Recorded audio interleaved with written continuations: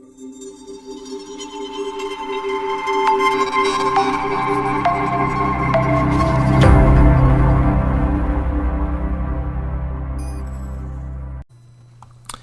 everybody, it's not a trick, it's not a hoax, it is Travis at Tpull's Corner, and I'm going out of town for a little bit, but I want to leave you with content. So what I'm going to do is I'm in the middle of playing all the pre-made decks that Wizards gave us. So I'm probably going to post 3 or 4 of these introductory videos that just go over the decks themselves. And then over the next 4 weeks, we'll go over one of them each week, and I'll just play a match or 2 a day and get used to the deck, show you what the advantages are, where it has trouble, and then at the end talk about how we might upgrade it and make it better. So this is probably going to be, let's see, Sky Patrol. I'll probably do this one second, so it'll be for the second week.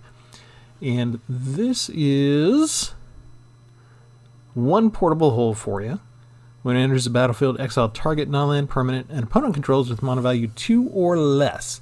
So since the Swarm decks are always enraged, this is always a good card to use. Plus with Kamigawa out, there's all sorts of nasty little artifacts that you might want to get rid of.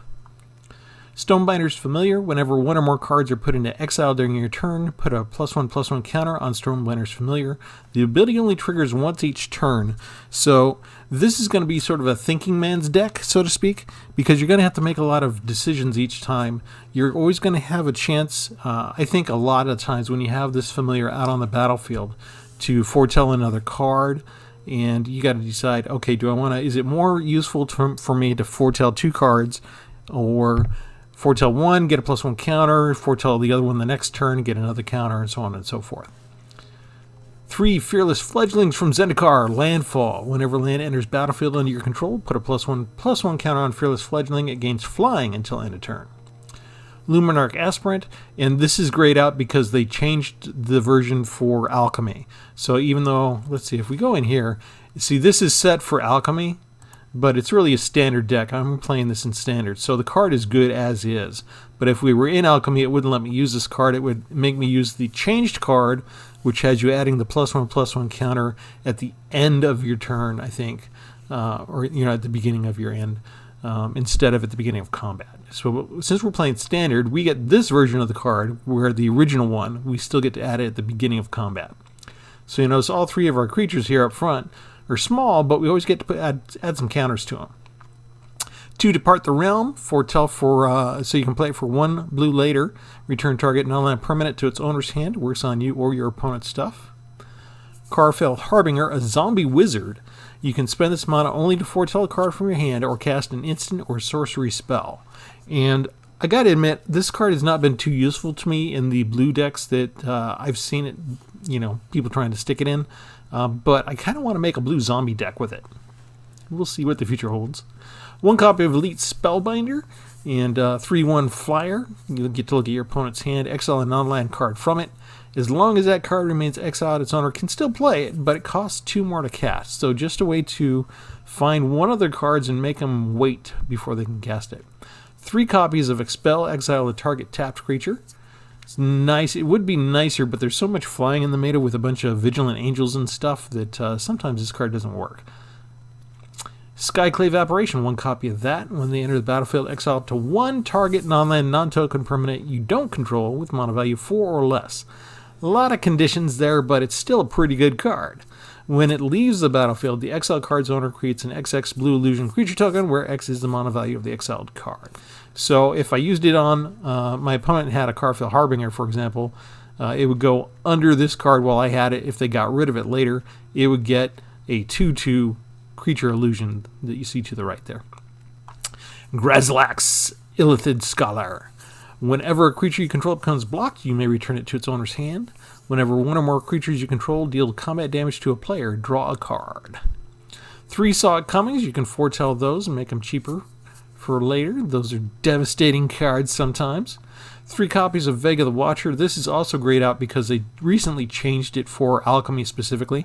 But this version, it costs 3. It's flyer for 2/2. Whenever you cast a spell from anywhere other than your hand, you get to draw a card. Starnheim Unleashed. This is a card that quite often, if I'm up against it, I'll be winning, I think, and then they play this card and I've lost the game. So you foretell it usually, And then you can create a bunch of 4/4 white angel creature tokens depending on how much mana you have. So it's XX, so if you want to create 3 angels, you need to have 7 mana, 1 white and then 6 more. If you want to create 4 angels, you need 9 mana, 5, you need 11, and so on. So 7, 9, 11. That's how that works. 3 copies of Augury Raven, Foretell again, 3/3 flyer. Another Foretell card, Behold the Multiverse. They give you 3 copies of that. Scry 2, then draw 2 cards.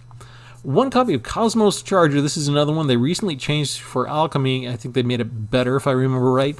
So they've been looking at cards, I think, basically that we are not playing with that much, and trying to see how can we encourage people to play with these cards more, because they're not bad cards, but they do need to be tweaked so they're more efficient, so they're more attractive, so they're more useful. So that's what we're seeing with all these recent changes. They're just for the Alchemy format. I don't play a lot of Alchemy yet. I still play, I play a few games a week in there, but yeah, it's going to start to get confusing. I'm sticking to Standard mostly because I know these cards already. I know their cost. I know their limitations. I know how they fit within my strategies. To keep your mind straight, flipping back between Standard and Alchemy with the different versions of the cards is devoting a little bit more mental energy than I want to right this moment. McKindy Stampede. Creatures you control get +2/+2 until end of turn. A lot of times we just use this as an extra land. We got 2 copies of that. And 2 copies of God's Hall Guardian, which is a nice creature. 3/6. When you foretell it, you can bring it out the next turn for only 4 mana. It's got 3/6 with Vigilance, which is awesome, which means Expel ain't going to work on it. So watch out for mirror matches. All right, that's the deck. As I said, what we're going to do is I'll put this out for now, and then once I leave town, once a week, we'll go ahead and go through a deck. So this would probably be week 2, and we'll see just all Sky Patrol matches all week long, and then we'll go through the deck again at the very end and just try and dissect how we might improve it a little bit from the current configuration. And I don't want to make a bunch of radical changes. It's not like I'm going to change out 10 cards or anything like that. But, there's always usually something we can do better, right? So I'll try to come up with some good suggestions for you. So it still retains the theme, the overall concept of the deck, but maybe works a little bit better in the matches. All right, that's the plan. So for now, this is Travis saying like and subscribe, and come back again later. Have a good one.